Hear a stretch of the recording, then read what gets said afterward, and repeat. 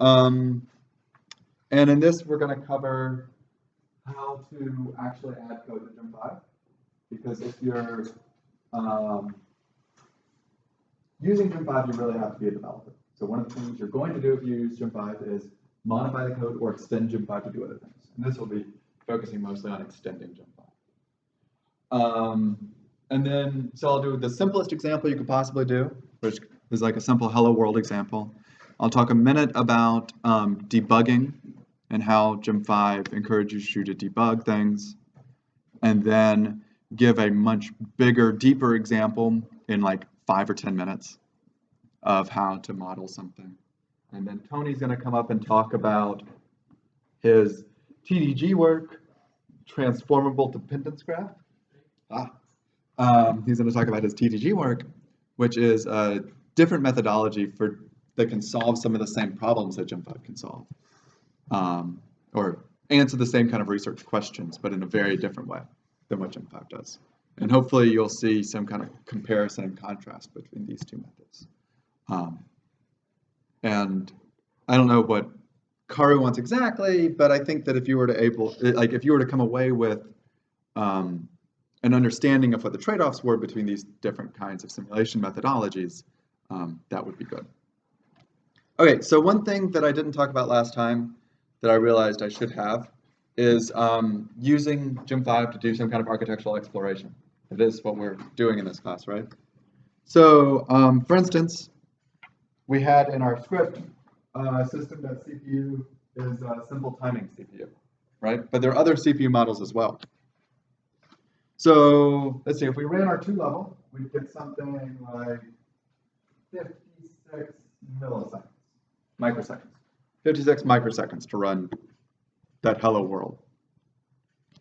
But if we say use the out of order CPU, which is called the rev03 CPU, or just CPU, this is gem5's out of order model. If you were to replace this line, simple timing CPU, which is the rev03 CPU, then you would get 30 microseconds instead of 50 microseconds.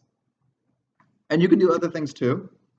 There's an in-order model, which is the minor CPU, which I don't think, if you just followed along last time, you can't use it because we didn't compile it in, but that's an easy thing to do. Or you can add some options to your script, like change the L1D size, and you can actually run this if you use the script that is in gem5. Change the L1D size, say change it to 4 kilobytes instead of whatever the default is, and it takes a little bit longer. Not much though. So comparing these, you know, it went from like 56 microseconds to 30 microseconds, and then so 100 nanosecond difference between a 4 kilobyte L1 and whatever the default is. All right, so I have a question. Since all of you have your laptops out and presumably are looking at the source, what is the default L1D size in this script? Configs learning gem5 part 1, 2-level. How do you find that?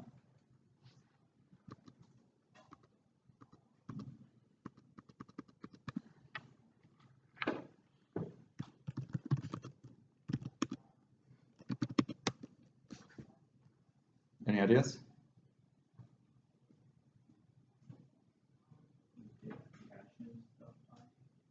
All right, so if we look at configs learning gem5 part 1 caches.py, the L1D size, which it actually says default here, is 64K. Right. Any other ways that we could have done that? You didn't think of anything else? So another way is if you want to know what you ran something with, if you run gem5,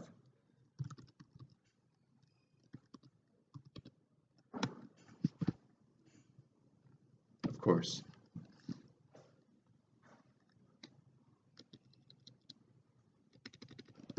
I must have changed something. All right, so you run it. and then look at m5 out config.ini, and for the L1D,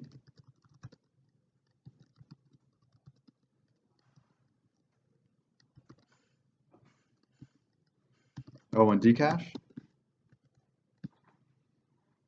So here we have L1D cache, and somewhere in here is size, which is 65 or 64K. So you can always look at the config.ini and know exactly what you ran after you run it. Okay, any questions there? So by changing what's in this Python file, you can change all the different architectural configurations and do some kind of architectural exploration. Thanks. Okay, so now I want to talk about adding a new sim object. So we're going to go through 5 steps of adding a new sim object. We're going to create a Python class for the sim object. We're going to implement it in C++. Then we have to register the sim object and the C++ file so it gets compiled in. Then we have to recompile gem5. And then finally create a config script which uses this sim object. Okay, so let's start by creating a Python class. So, let's see. I'm going to make dir source tutorial. And then edit the file hello.py. And it's the convention in gem5 to use capitals, camel case for these files. So edit this file. So this is in source. So we're going to import params. And these are things like integers, bools, memory size. So if you wanted to say something is 3 or 4 kilobytes or whatever, you need the params. So from m5.params, import star, and from m5.simObject,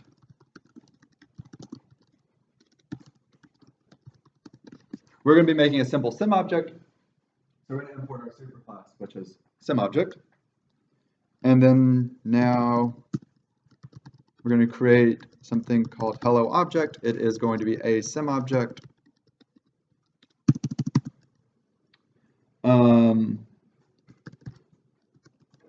The type hello object. This is the C++ class name that we're going to use. So whatever the class is in C++, this is what type is. It's usually exactly the same. And then the other thing we have to specify is the header for the C++ file, which is going to be tutorial hello object.hh. So we also have to tell it where is the header file that the C++ code for this sim object is going to live. That's it.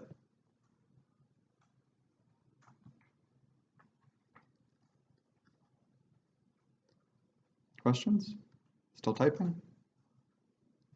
Okay. So this is what we just wrote, although I think I put it in a different directory. So like I said, these are things like memory size int. We're not going to use any of these here, but this is something that you almost always see in Python files. We're going to import whatever objects that we need. So if we were using any objects in the class or inheriting from any object, again, that's the class name and the header file. And this is the full path to the header file, leaving off source at the beginning. Okay, so now let's implement it in C++. So let's first start with the header file, hello object.hh. The gem5 convention is underscores, no capital letters for these files, and .hh as the extension. Again, gem5 convention is to do if not defined, to tutorial hello object HH.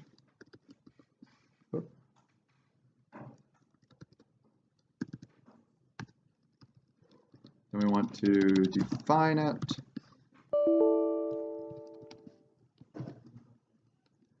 And end the if statement. So this is just the C++ bullshit you always have to do to make sure the header files don't get included multiple times. So there's a couple header files we need to include. Params hello object.hh. So this is automatically generated from the Python file that we created a second ago. It's going to create this hello object.hh that we have to import or include. And we also need to include simObject.hh because we're inheriting from simObject. So we clearly need that. Then we define our class, hello object, and it is going to inherit from simObject.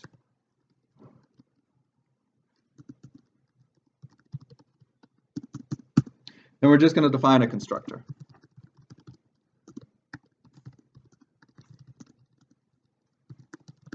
So every constructor for a simObject takes a single parameter, which is its parameters. So hello object of hello object params pointer params.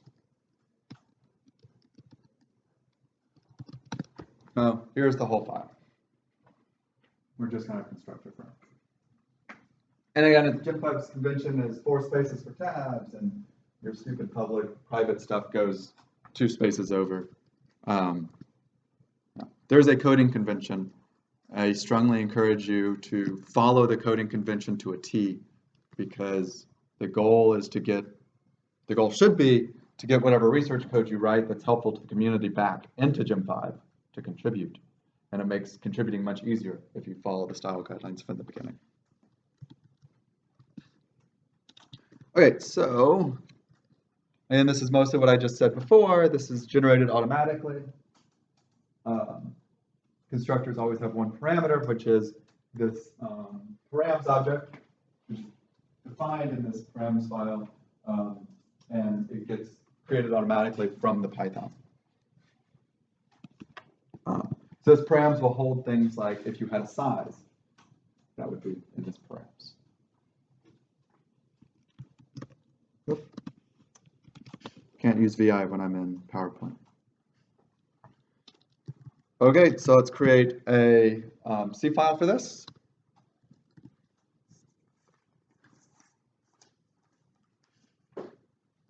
So include what we just created.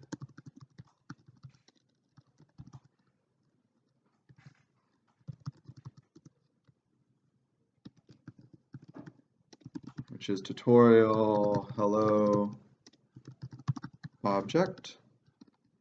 And then we need to define the constructor.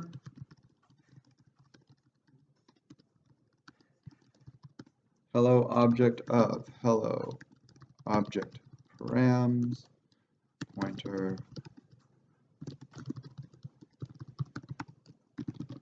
So we have to call our parents class constructor as well with this params.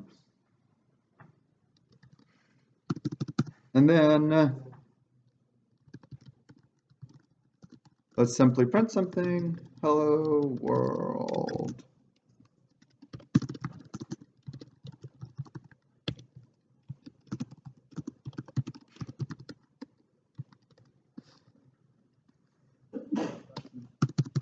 So never actually do this.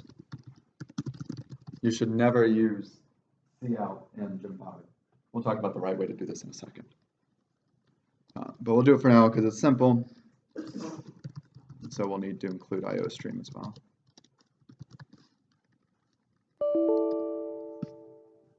Questions? Simple constructor. This is always required. The next thing. And this is how Python creates the sim objects. So this is the key piece that allows you to write your Python script that then creates all these little sim objects in the background. So we're going to return a hello object pointer, and then in this hello object params class, we are going to define a create function, which is going to return a new hello object of it, with itself as the parameter. So for every sim object you do, you have to define this param create, which simply returns a new object. You can do other things in this function. I think that's done in like 1 or 2 cases in all of gem5, so you probably don't want to. Any questions? Cool. Okay. So we implemented the C++. And if you forget to specify this, you get a linker error saying this function doesn't exist. Okay, so next we have to register the sim object. So we actually create all these extra files and then tell the scans to actually compile the C++ file. So to do this, we're going to make a file called scanscript. So we're going to edit the scanscript file and make sure it's capital S and capital C. Scanscript.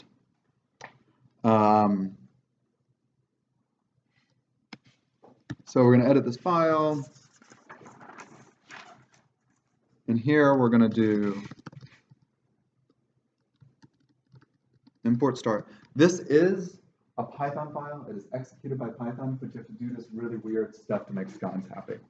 Like use import quote star.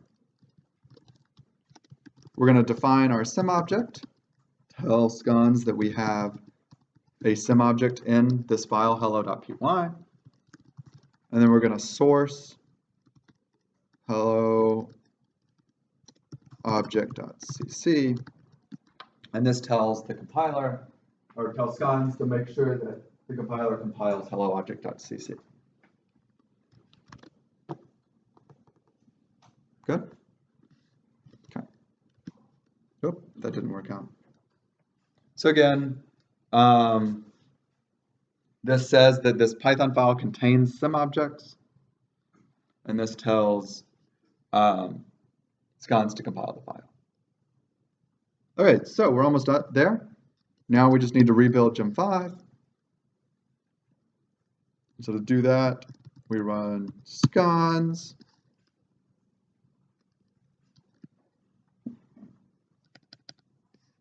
So simply run scans build x86 gem5.opt, and this should only build the one file, the few files that we added.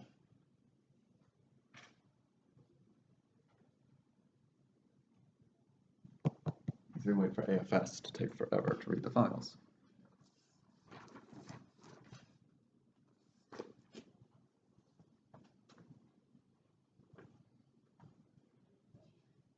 Any questions while we're waiting? This might actually error because I have 2 things called hello. Oh, it didn't.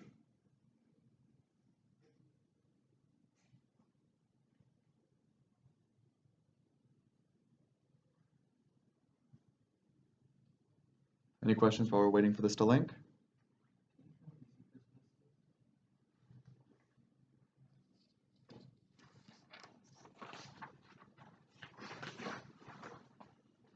This has some extra stuff on it, but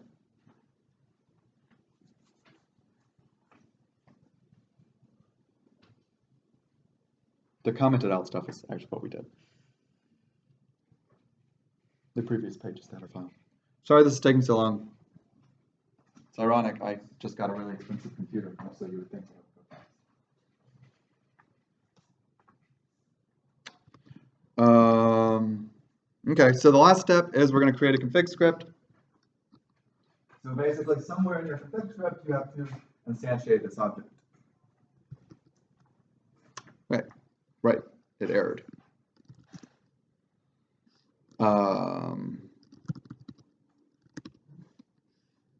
Yours shouldn't have errored. I just had this done twice in 2 different directories.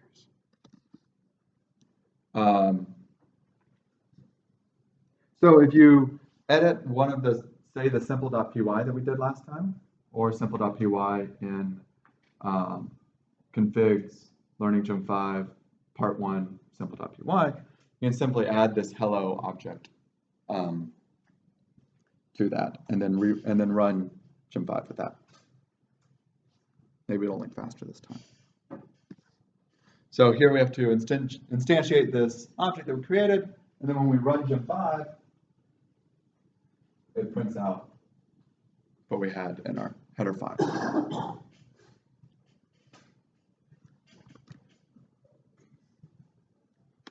Still working here.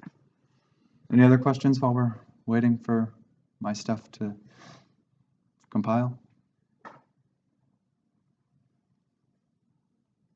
Who follows all of the C++ Python object-oriented design stuff? Who was lost? Who was like, why did he do public and everything else? Tony? The 8th year grad student? The person who has a professor job? Okay, yeah, so, you know, well, at least my kind of architect, there are lots of different kinds of computer architects. That wasn't stable. I'll lean over here. You know, most of what I do is not Verilog, but it's C++. So it's important to know your tool well that you're using. All right, so if we look at configs, learning gem5, simple, no, that is not. Last time I was looking at configs tutorial, simple.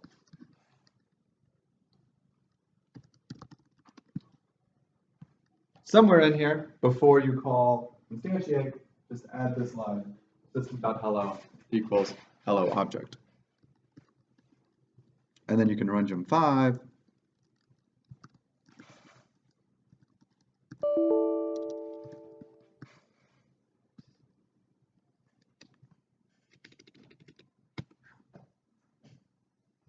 And print some other stuff, but in here somewhere,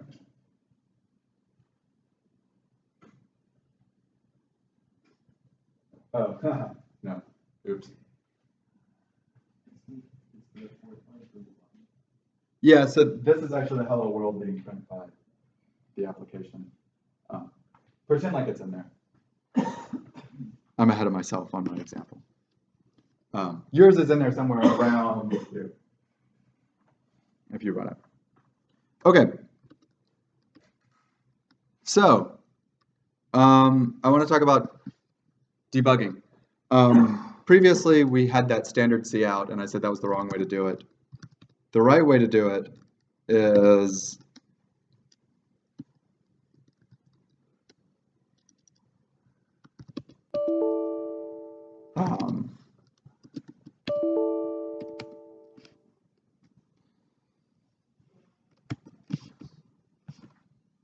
this. So you should never do the standard cout. Instead, what you should use is this dprintf function. This is gem5's debugging. If everywhere you wanted to debug you use printfs, there would be hundreds of thousands of printfs whenever you turned on debugging. So gem5 has this great debugging support that allows you to specify certain flags, which we'll specify in the command line in a moment. Or you say, only print this if you're using the hello debug dog. And then print whatever you want, just like a normal print statement. You have to include this debug hello.hh up at the top, and then use this dprintf statement. And there's a few other versions of dprintf that you can use as well. Does this make sense? Have any of you tried to use print statements to debug a 100,000 line C++ project? Print statements are still the best way to debug. All right, so after you do that, you also have to declare that you want this debug flag. So you do that by modifying the scan script file again. So now we add this debug flag hello. So we're telling scans, create this debug flag for us, and we're going to call it hello in the scan script file.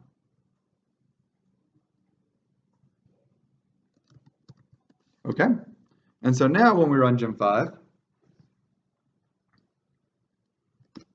again, we see it did not print hello from the sim object.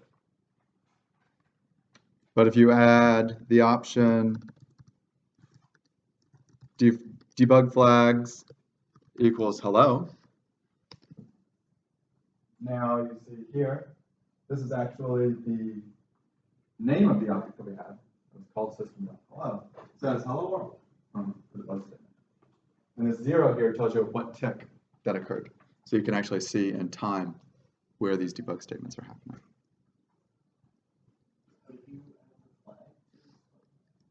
So you just call, just add a debug flag. And you'll see these all over gem5. So if you ever want to know what a good debug flag to use is, you can look at scan script files in appropriate directories and see what debug flags they have defined. For instance, if we wanted to debug a CPU, which we're going to do in a second, you can look at source CPU scan script. It has a lot of source files and a lot of sim objects, and then a whole lot of debug flags. All these different debug flags that you might want to use to debug the CPU. Okay.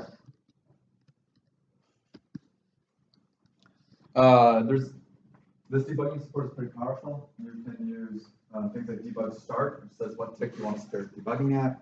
So if you have a problem that comes up after 15 minutes of running, you can not print debug flags for the whole 15 minutes, but only when you start saying it. And you can actually say ignore some sim objects. So you get some specific sim objects that you want to see the debug output from. You can use that. If you want to see all of these options, you can use gem5.up --help. So this is an option to the gem5 executable, not to your Python script. Questions? No? Okay. So I have a question for you. When do you need to recompile gem5? So after we added that hello object, we had to recompile gem5. I'm looking for a general rule. Yeah, so when you change C++, what about, do you think, you won't know the answer to this, but what do you think? There's that hello.py file that we created in source tutorial. If you change that file, do you need to recompile? It's a Python file, not a C++ file. Do you need to recompile? Who says yes? Who says no? Tony, what do you say?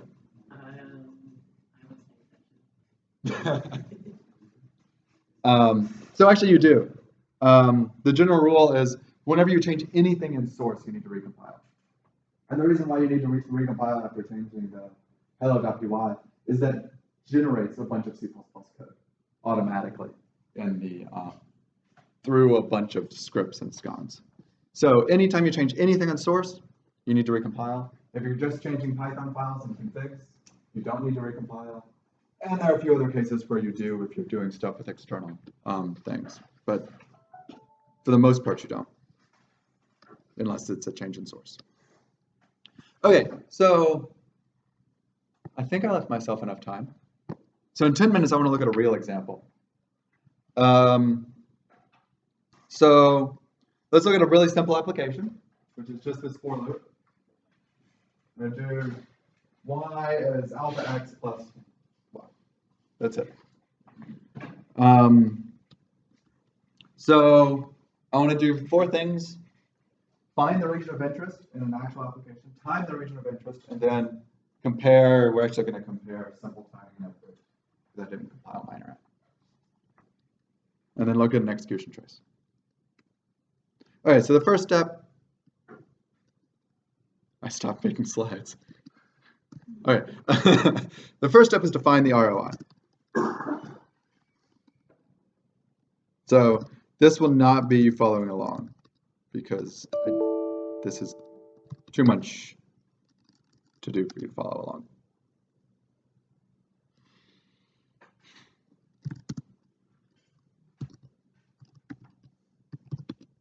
So let's first look at this code. So we simply have a function which is doing this.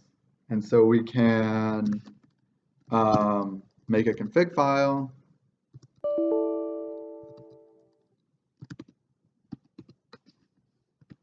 Which I'm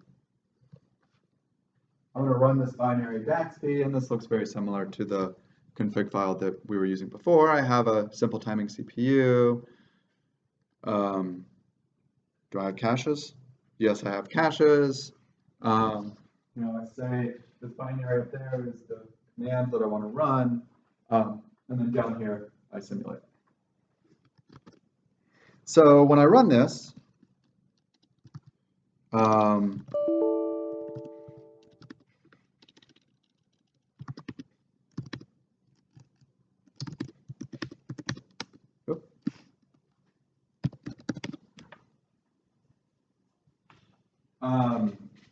I get the result out of my application, and I see exiting at tick whatever. But that tick is the whole time from the very beginning of the application to the end of the application.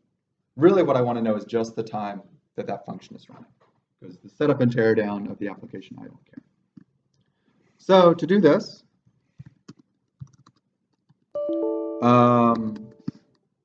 gem5 has magic instructions, which you can use.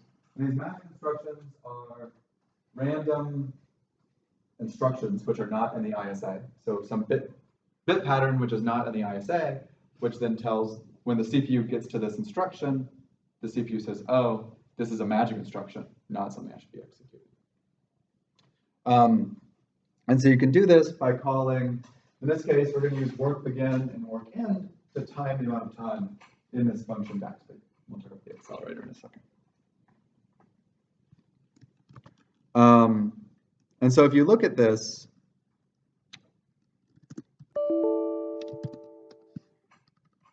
so when I compile this version with the m5 ops, I link in this file util m5 ops.s. So it's just a little assembly file which calls this, which adds this special instruction. We can actually look at the code generated from GCC and find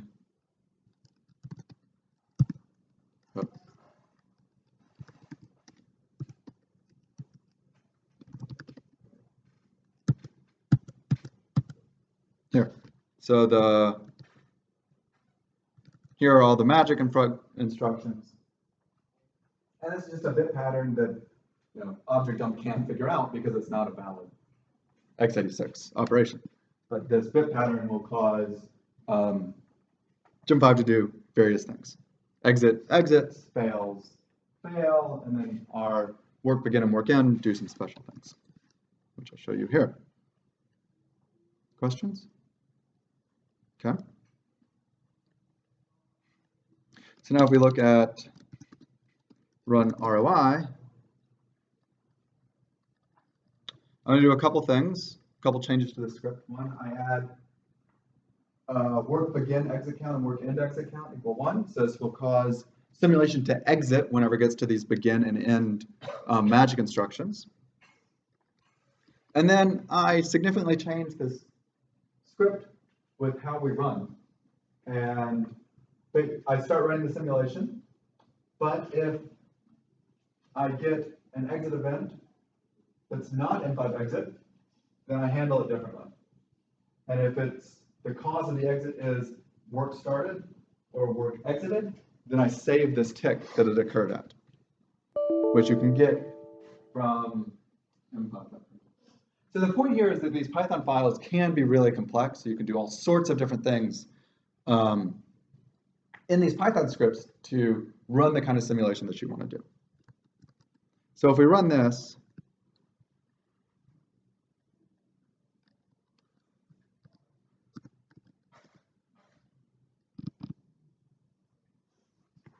then it tells us that the ROI took this number of ticks, even though the entire execution took this much. So there's a significant amount of time that gem5 is doing other things other than running that one loop. And in fact, it took almost a millisecond to get to start running that inner loop.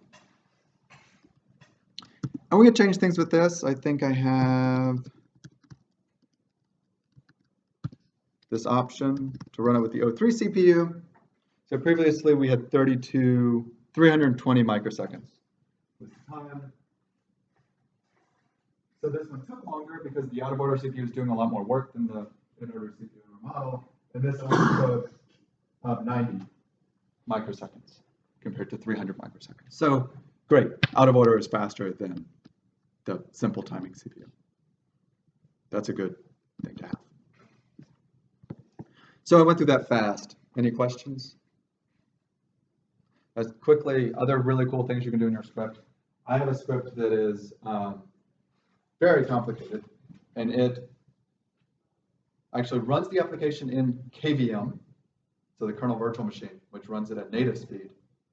Then it samples this at random intervals of instructions, so it counts the number of instructions, samples at random intervals. Then at that sample interval, it starts simulating multiple versions of gem5 to get multiple sample points, and then goes back and starts running KVM again after it samples. And then it generates all this large directory structure of all these outputs for all these samples. So you can have very complex run scripts to do complex simulations. Okay, so I'm going to go a little over, Tony. I'm sorry. So what I want to talk about now is simulating something more complicated.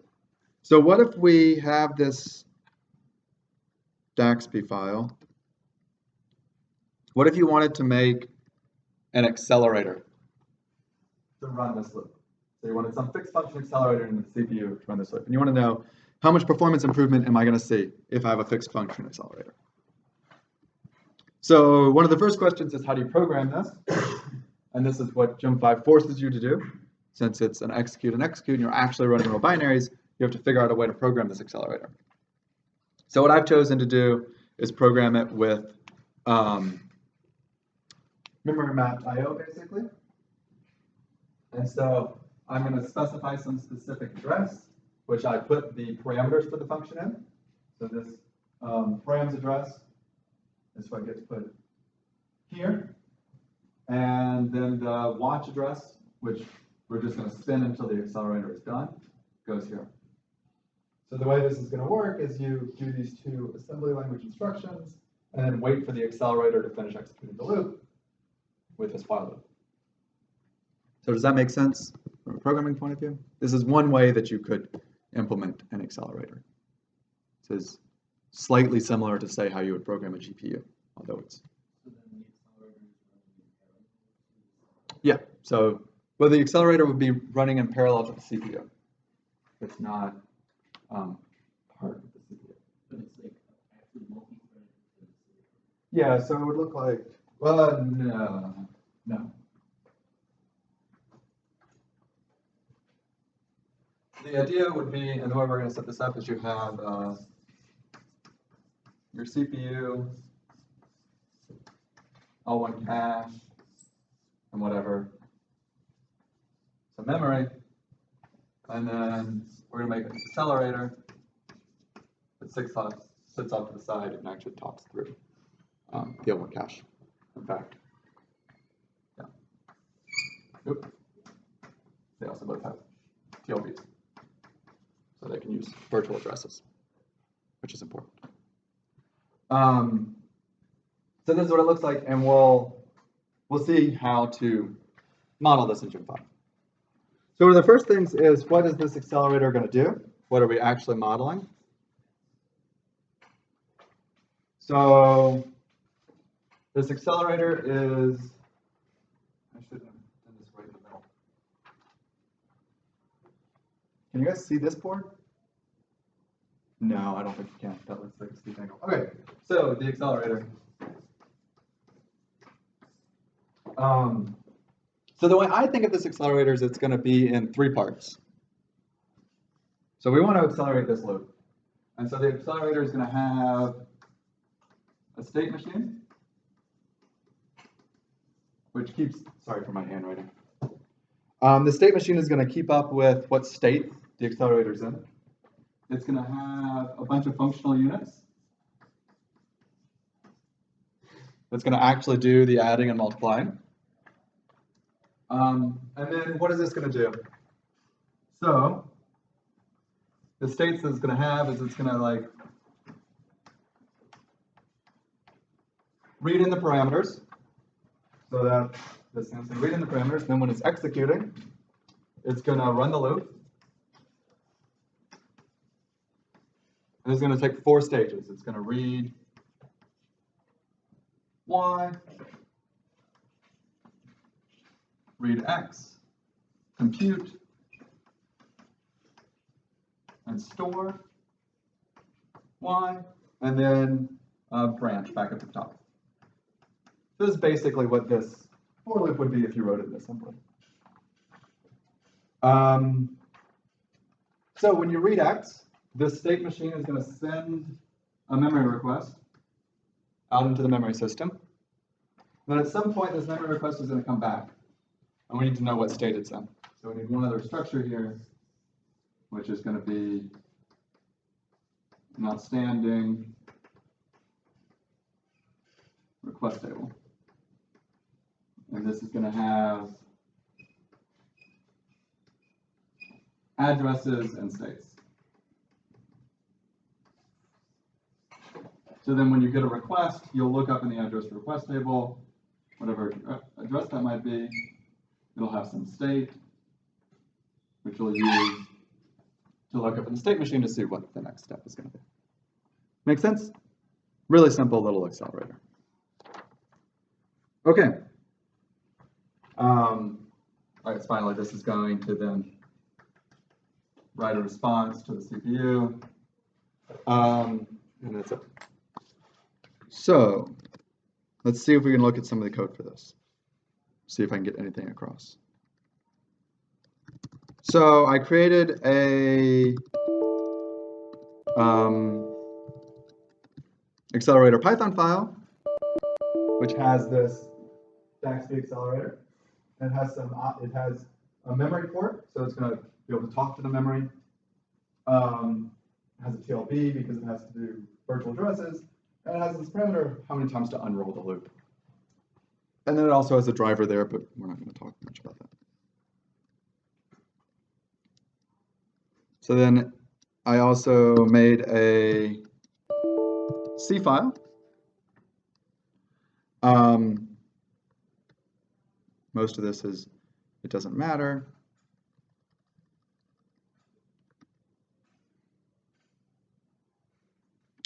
So whenever you get a response from memory, so the first thing you're going to do is read the parameters in. And so to do this, we're going to access memory at the params address, and then how many bytes do we want to read. So this is sending requests into the memory system to get the results back. And then at some point, all these results are going to come back.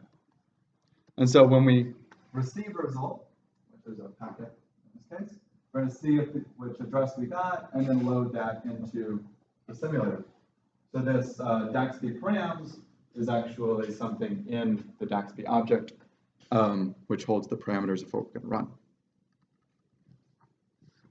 Once we have all the 4 parameters, then we're going to execute the loop. So we move from reading the parameters into running the loop.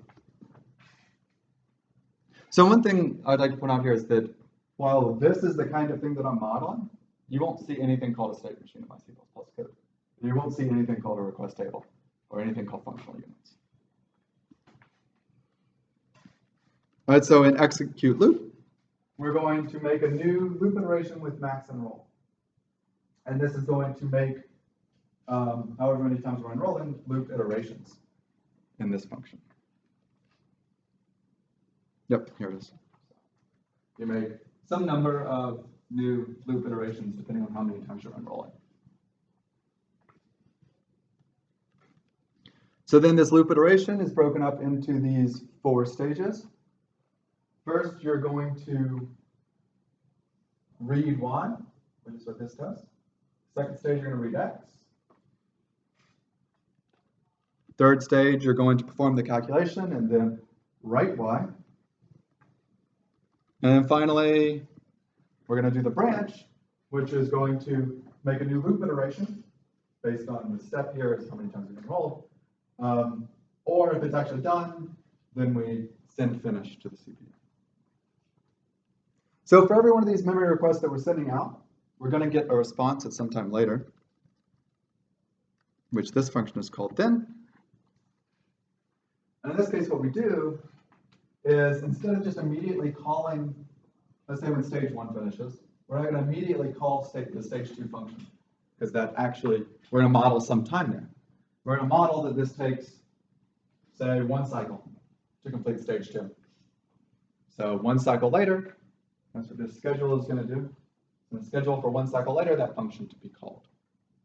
And this is done via events. So this is the only place in here that we have any kind of idea of timing, at least how I've modeled it.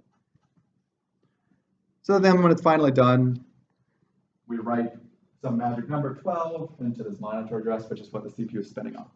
So I saw that the CPU spins waiting for 12, and so whenever this 12 is written, then the CPU falls out and the execution goes on. Then there's a bunch of other stuff in here.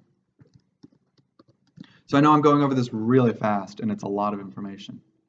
But questions? Okay, so I have a question for you. I went over this fast, but what do you see that I'm not modeling? Like if you were to do an RTL model of this, you would have to model. What simplifying assumptions am I making? While you think about that, I will run this with the accelerator.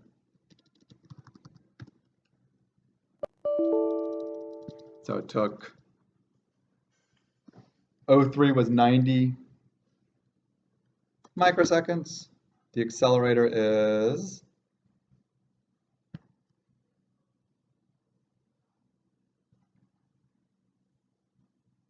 slow. What's going on with my computer? Maybe I broke something. What am I not modeling? The accelerator is actually faster. I'm not sure why that wasn't running. Can you think of what I'm not modeling?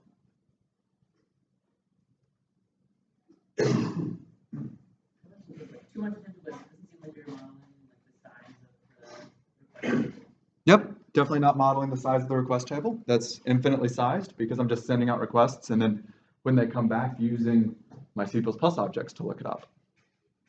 So I'm not modeling a finite size request table. Anything else? Number of functional units. Yep, not really modeling the number of functional units. I mean, I have that unroll parameter, so at most 8 things can be going on at once.